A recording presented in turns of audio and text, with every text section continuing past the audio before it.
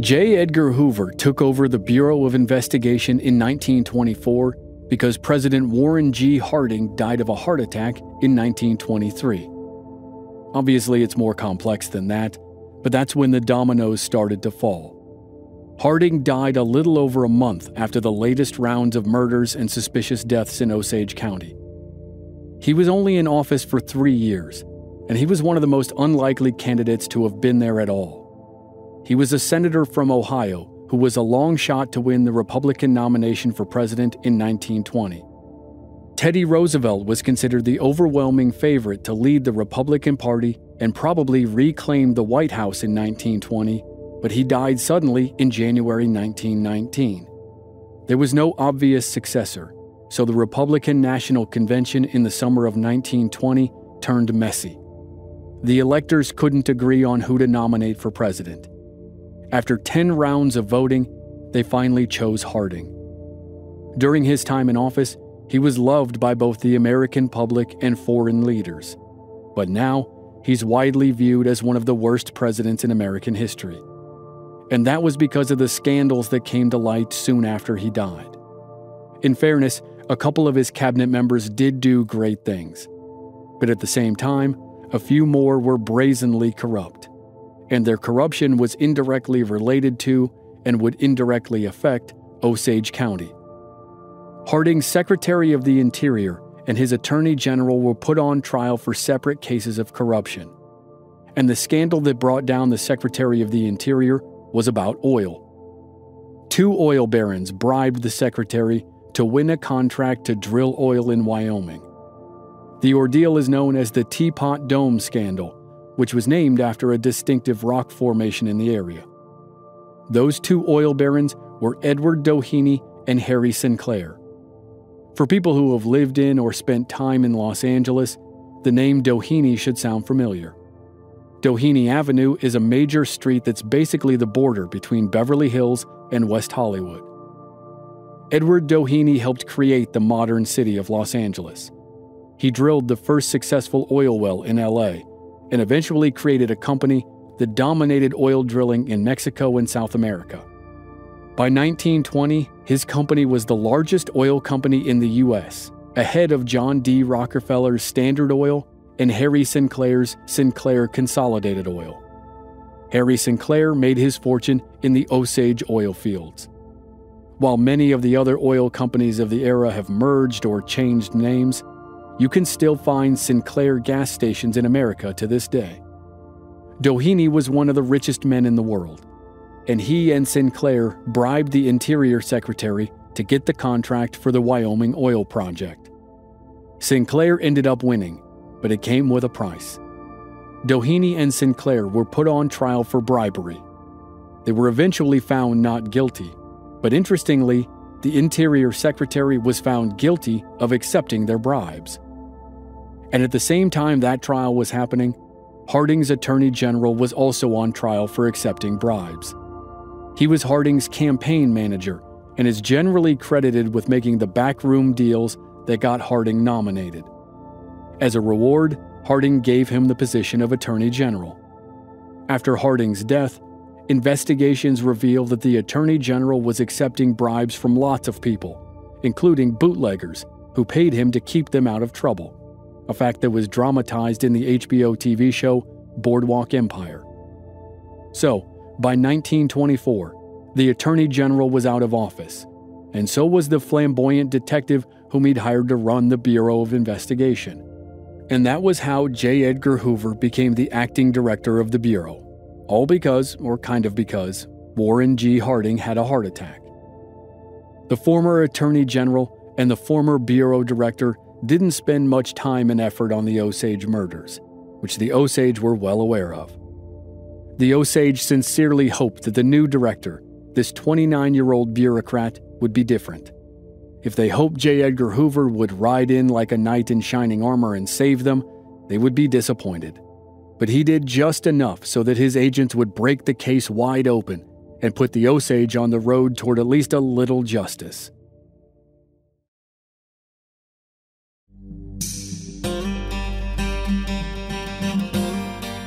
From Black Barrel Media, this is Infamous America. I'm your host, Chris Wimmer, and this season we're telling a tragic story of conspiracy, greed, and betrayal that became known as the Osage Murders. This is Episode 4, New Evidence, New Suspects. Back in the summer of 1923, in July, 1 month before the president died, the Osage were reeling from one of the deadliest months in the time period known as the Reign of Terror. 4 people died that month, though only half were on the Osage side of the ledger. An Osage man named George Burkhart died of suspected poisoning at the end of June, and his friend and lawyer, W.W. Vaughn, was murdered shortly thereafter. Reportedly, both men had significant information about the conspiracy and killers in Osage County. But now, whatever that information was, it was gone. If there was a criminal mastermind behind many or most of the Osage murders, he or she was good at covering his or her tracks. And that seemed to be what happened with the other 2 deaths in June. Henry Grammer, a notorious bootlegger, died in a car crash. It was revealed later that his car had been tampered with, and the crash probably wasn't an accident. One of Henry's top henchmen, Asa Kirby, died just 2 weeks later. He tried to rob a jewelry store and was shot by the owner. On the surface, that didn't seem overly unusual. But as investigators would learn later, there was a whole other way to look at it.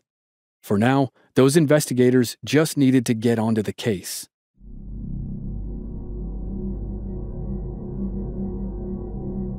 There were 2 more murders before the violence finally slowed down. In early February 1923, an Osage man named Henry Roan had been found dead in his car outside the town of Fairfax. He had been shot in the head. Sometime before his death, Henry allegedly passed some information about the Osage murders to his friend Henry Bennett. Henry Bennett took the information to Oklahoma City to try to pass it to higher authorities than the lawmen in Osage County. Bennett was shot and killed in Oklahoma City, just 2 blocks from the capital. The other man who died was Hugh Gibson, an Osage rancher. He had also been trying to help investigators before he conveniently fell down a flight of stairs and died in an alley. He was reportedly drugged. Whatever caused the fall, it was unlikely that it was just a clumsy accident. Then, mercifully for everyone in the Osage Nation, the murders paused.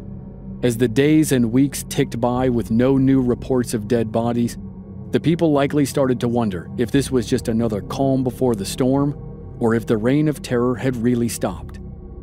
It was too soon to know either way, but the rest of 1923 passed without incident, and so did 1924, though the same couldn't be said for the federal government. The scandals of the Harding administration started to come to light one after another. The Teapot Dome scandal involving the Secretary of the Interior, the Justice Department scandal involving the Attorney General, and the Veterans Bureau scandal involving the Director of the Veterans Bureau, who defrauded the government while supposedly trying to build new hospitals for America's veterans of World War I.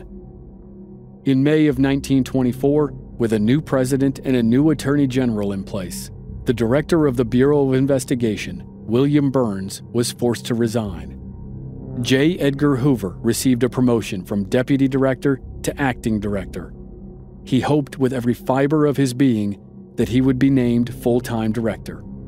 And he had been on a steady upward climb since he joined the Justice Department in 1917, right after law school. He started as a clerk, then quickly became the head of the Alien Enemy Bureau. That was at the height of World War I, and his job was to investigate suspicious Germans. 2 years later, he joined the Bureau of Investigation and ran the General Intelligence Division. It was more commonly known as the Radical Division, and Hoover's job was to investigate anyone who could be considered radical and potentially dangerous to the U.S. government. It was the height of America's first Red Scare, so anyone who was even remotely connected to communism, whether in rumor or fact, was investigated, arrested, and sometimes deported. 2 years later, in 1921, as the situation in Osage County exploded, Hoover rose to Deputy Director of the Bureau. 3 years after that, he got his chance at his dream job. He was 29 years old, and he was the acting director of the Bureau of Investigation. And just like his predecessor, William Burns, he wanted nothing to do with the case of the Osage murders. J. Edgar Hoover had two priorities above everything else. Number one, to make himself look good. Number two, to make his beloved Bureau look good. Those priorities never changed over the 50 years that he ran the Bureau that would soon be called the FBI. Now, here in the summer of 1924, newly promoted acting director Hoover desperately wanted to impress his bosses, the Attorney General and the President of the United States.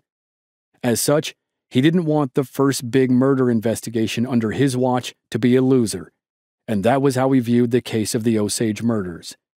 He badly wanted to dump it back on the state of Oklahoma and tell them to figure it out. But he had a problem. It was the worst-case scenario for Hoover's two priorities, a possible scandal.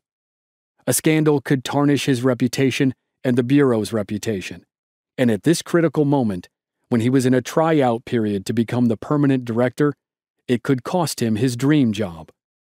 The potential scandal involved a local Oklahoma gangster named Blackie Thompson, who would play a larger role in the Osage murder case over the next 2 years. Ironically, it was the failed attempt to work with Blackie Thompson that forced Hoover to take the step that eventually solved the case. Federal agents convinced the governor of Oklahoma to release Blackie Thompson from prison. He was serving time for bank robbery, but the agents believed he could be a valuable undercover operative. They wanted him to go back into Osage County and reunite with his old criminal cronies. Blackie could gain access to groups that agents couldn't hope to infiltrate. Hopefully, he could learn something about the Osage murders and report back to the Bureau. The governor reluctantly agreed, and Blackie Thompson walked out of prison. Federal agents supervised him as he returned to Osage County, but they quickly lost him. He was free to do whatever he wanted, which turned out to be robbing a bank and killing a police officer. He was eventually captured and sent back to prison, but the whole affair was a black mark on Hoover and the Bureau. Hoover was scared that the scandal would become public, and he thought the only way to avoid the fallout was for his agents to solve the case of the Osage murders. So, he summoned Special Agent Tom White to Washington, D.C. for an emergency meeting. White was the quintessential old-time frontier lawman. He was 44 years old and a former railroad detective and Texas Ranger. He began his career by tracking outlaws on horseback, carrying a six-shooter in his holster and a Winchester rifle on his saddle. Now he wore suits and rode the train. He had been with the Bureau for 7 years, and he had recently cleaned up the federal prison in Atlanta. It was rife with corruption and notorious for its horrible conditions and practices. In the summer of 1925, Hoover recognized that he needed an old-time lawman like Tom White to handle the investigation in Osage County. The 1920s were a crossover period between the old and the new. Hoover wanted to transform the Bureau into his ideal agency, but it would take time. He wanted his agents to be young men with law degrees. They would be clean-shaven, have short haircuts, and wear suits. They would not carry guns. They would investigate, but they would not make arrests. When it came time to capture a suspect, they would work with local lawmen to make the arrest. Hoover had some of those ideal agents on the payroll, but he also still had the cowboy lawman holdovers from the previous generation. Bureau agents had failed for 2 years to make any real progress on the Osage murders, so now it was time to try a new tactic. In July of 1925, Special Agent Tom White traveled to Washington to learn about his new mission straight from Hoover himself. Hoover told Tom to take over the field office in Oklahoma City and get up to speed on the events of the past 4 years in Osage County. Then, Tom needed to succeed where the others failed. He needed to solve the damn case. Tom White started immediately. He was in his new office in Oklahoma City by the end of July, and his first step was to assemble a new team. The core would be 5 men, all old-school lawmen like himself. One was a former Texas Ranger. One was a former New Mexico County Sheriff. One was a gifted investigator who was half Native American, which would be valuable to the team. One man was retained from the previous staff, and he would become Tom's right-hand man. And the last of the core group was a deep cover operative who posed as an insurance salesman in Osage County. His cover was actually real. He opened a real insurance agency and sold real policies, which allowed him to gain the confidence of locals without raising suspicion. Tom White needed all his help, and more, because there was a mountain of information to sift through. And that was the second step. They had to re-examine all the old notes and files about all of the Osage murders and suspicious deaths. They immediately found problems that were either examples of bad police work or deliberate acts of sabotage. To get a better understanding, they had to go into Osage County. The former Texas Ranger and the former county sheriff posed as ranchers to get close to the king of the Osage Hills, William Hale. Hale might have been viewed by many as a saintly benefactor of the Osage, but he was too connected to too many victims to be ignored. The deep cover insurance salesman opened his office in downtown Fairfax, just a few blocks from the former home of Bill and Rita Smith, which had been destroyed by a bomb 2 years earlier.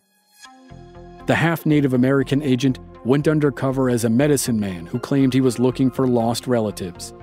And Tom White and his right-hand man went into Osage County as themselves, federal agents who were here to find out what the hell was going on in the northeast corner of Oklahoma. White met with the Justice of the Peace in Fairfax, the man who had supervised several coroner's inquiries immediately after the bodies were discovered. The Justice of the Peace made a surprising and frustrating announcement. There was virtually nothing left from Anna Brown's inquest. The justice claimed that someone broke into his office and stole all of his notes and records. Apparently, the only piece of evidence that was left from the investigation was Anna's skull. White went to the undertaker's office and examined it. It clearly showed a small bullet hole that was the entry wound and no exit wound. That made it highly suspicious that the doctors, the Shone brothers, claimed they couldn't find the bullet. White met with them and they stuck to their story. They insisted they searched, not once but twice, and still couldn't find it. With no hard evidence at White's disposal, he took the only next step that was available. He and his right-hand man began re-interviewing potential suspects. The first stop was to go back to Anna Brown's ex-husband, Oda Brown. This was Oda's third interview, and he told the same story he told the 2 previous times, because it was the truth. He was with his girlfriend during the time when Anna was probably murdered. The agents didn't know exactly when that was, but in all likelihood, it was the night of May 21st, 1921, a little over 4 years ago. Anna had been at a party at her sister Molly's house during the day. Then Molly's brother-in-law, Brian Burkhart, dropped Anna off at her home late that afternoon. Brian then met his brother, Molly's husband, in Fairfax to see a show with some other family members. Anna was shot and killed near a ravine outside Fairfax sometime later that night. Her movements between being dropped off at home and arriving at the ravine were still a mystery, but they wouldn't be for long. The agent's next step was to re-examine another pair of suspects, Rose and Joe Allen. A couple years ago, a young Native American woman told the authorities that she had heard that Rose and Joe killed Anna Brown. According to the story, Rose was mad at Anna because she thought Anna was trying to steal Joe away. Tom's right-hand man had interrogated Rose and Joe at the time, and they had both told the same story. They were at a shady motel 17 miles away from the area where Anna was killed. The motel owner verified the story, but the agent remained suspicious. Now, Special Agent Tom White wanted to re-examine the whole Rose and Joe angle, but he didn't want to go with them directly. he wanted to take a more subtle approach, so his team enlisted the help of a small-time crook named Kelsey Morrison. Kelsey Morrison was a bootlegger and drug dealer in Osage County, but he recently fled the county after he assaulted a prohibition officer. Agents tracked him to Dallas, Texas, and arrested him. The agents offered him a deal. He could work for them as an undercover informant in Osage County, and in return they would quash his arrest warrant. Or he could go to prison for assaulting a federal agent. Morrison took the deal and returned to Osage County.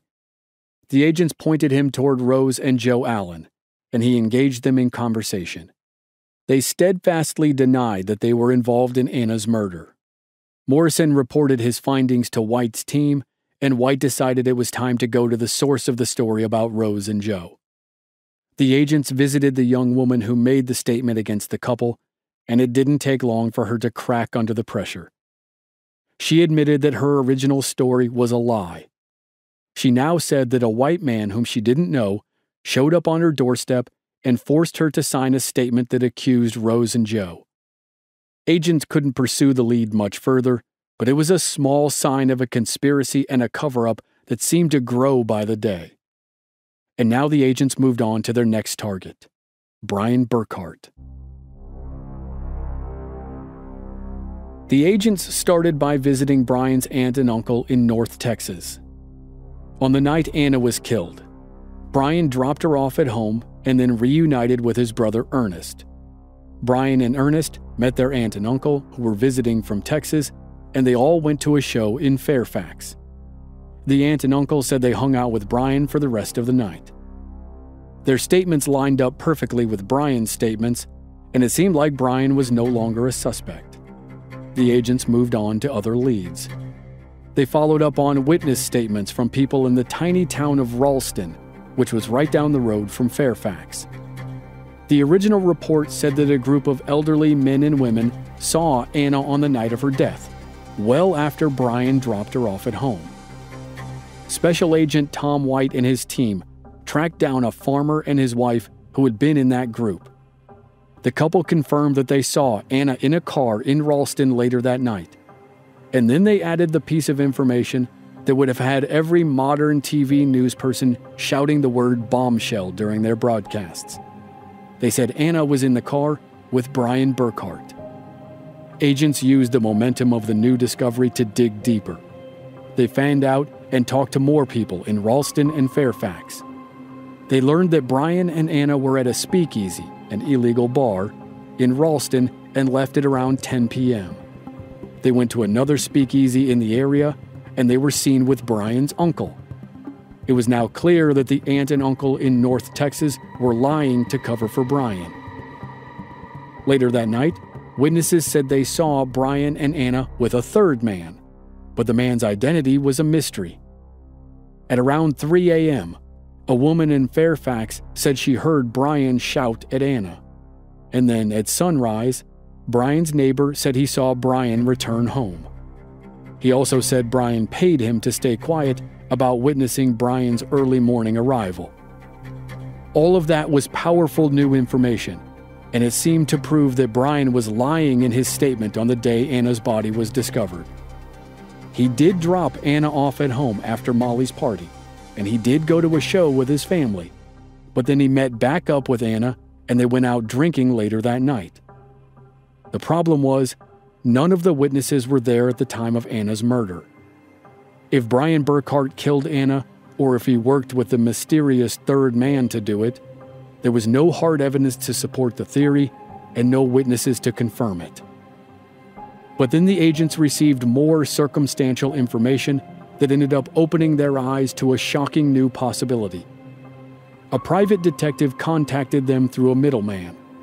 The detective had been hired by the king of the Osage Hills, William Hale, to investigate Anna's murder back in 1921. The private detective offered to talk if he could get paid. Instead, the agents tracked him down and forced him to talk. He revealed that he was hired by William Hale to manufacture an alibi for Brian Burkhart and to protect him from investigation. The private investigator further stated that he had met with Hale and Brian on numerous occasions, and sometimes Brian's brother Ernest was at the meetings.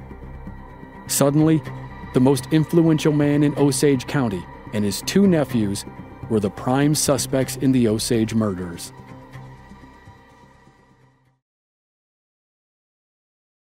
Special Agent Tom White and his team now had a new focus for their investigation: William Hale and his nephews Ernest and Brian Burkhart. In just 1 month on the job, White and his team had accomplished more than all the other investigators in the previous 4 years combined.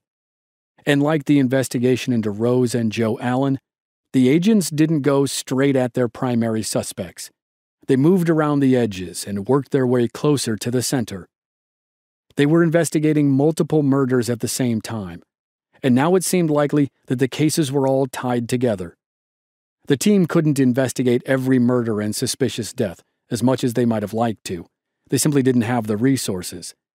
So they focused on 3 crimes specifically: the murder of Anna Brown, the murder of Henry Roan, and the bombing of Bill and Rita Smith. The agents had learned critical information about Anna's murder, and now they switched to the cases of Henry Roan and Bill and Rita, but now with specific suspects in mind. Tom White and his team interviewed James and David Shone, the local doctors who had worked on many of the murder cases. They were the doctors who had somehow failed to find the bullet that killed Anna Brown. They had done a cursory examination of Henry Roan, and James had sold his house in Fairfax to Bill and Rita less than 2 weeks before it exploded. Now, White and his team forced the brothers to admit the truth about the reason why they visited Bill in the hospital right before he died. They weren't there to help catch the bomber. They were there to convince Bill to give James Shone control of Rita's money, and they succeeded. Bill signed some papers that made James the executor of Rita's estate. Unfortunately, Tom White and his team couldn't prove that the Shone brothers committed any crimes, but their actions were insanely suspicious. If the brothers were helping cover up certain aspects of the murders and had now directly benefited from one of them, there was a decent chance that they were being paid by or scared by William Hale. The more the agents looked into Hale, the more they found a darker side to the honorable man in the nice suit, spectacles, and felt hat. Hale could be a ruthless businessman who made plenty of enemies on his way to the top. He used his money to buy anyone who could be bought: sheriffs, judges, politicians, lawyers, doctors. If someone couldn't be bought, he used fear to make them loyal. It was likely one of his associates who visited the young Native American woman and made her sign the statement that accused Rose and Joe Allen of Anna's murder. That statement helped keep suspicion off of Brian Burkhart for more than 4 years. It was hard for Tom White's team to know the extent of some kind of master plan or how it might have evolved over the past 4 years. But when agents were able to understand the waterfall of money in Molly Burkhart's family, a possible plan came to light. Anna's will left all her money to her mother, Lizzie. When Lizzie died 2 months after Anna, she left all her money to her 2 remaining daughters, Molly and Rita. Molly was married to Hale's nephew, Ernest Burkhart. So if Rita and her husband Bill died at the same time, Rita's money would pass to Molly. And just like that, Molly Burkhart would have the accumulated wealth of all of her family members. No one, for a second, suspected that Molly was part of the conspiracy, but it looked like people around her were going to great trouble to make sure she inherited all the money. The only thing that hadn't gone according to plan was that Bill Smith survived the bombing. He inherited Rita's money. But then the Shone brothers swooped in while he was dying in agony and doped up on morphine and convinced him to give James Shone control of the money. So it seemed like the spontaneous adjustment kept the master plan on track. And now, Molly Burkhart was the sole survivor of her family. And presumably, her will left her fortune to her husband Ernest, William Hale's nephew. Molly was scared for her life, and with good reason. She had isolated herself from the outside world to try to stay safe. Well, she had mostly isolated herself. Unfortunately, Molly suffered from diabetes, and there was a new product on the market that was being touted as the wonder drug for diabetes. It was called insulin, and it was administered through injections. So, two of the few people whom Molly allowed into her home were Doctors James and David Shone. They gave her injections of what they said was insulin, but instead of improving Molly's condition, she slowly and steadily grew worse.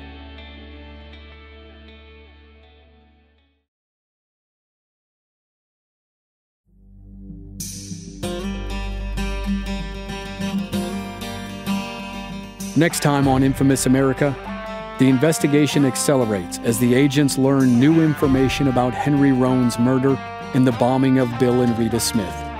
They make arrests and hear a startling confession and prepare to put 3 men on trial for their roles in the Osage Murders. There are more twists and turns than ever before next week on Infamous America.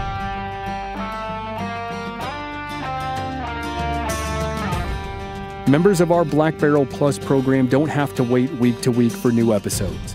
They receive the entire season to binge all at once with no commercials. And they also receive exclusive bonus episodes. Sign up now through the link in the show notes or on our website, blackbarrelmedia.com. Memberships begin at just $5 per month. Original music by Rob Valier. I'm your writer, host, and producer, Chris Wimmer. Find us at our website, blackbarrelmedia.com, or on our social media channels. We're Black Barrel Media on Facebook and Instagram, and B Barrel Media on Twitter. And you can stream all our episodes on YouTube.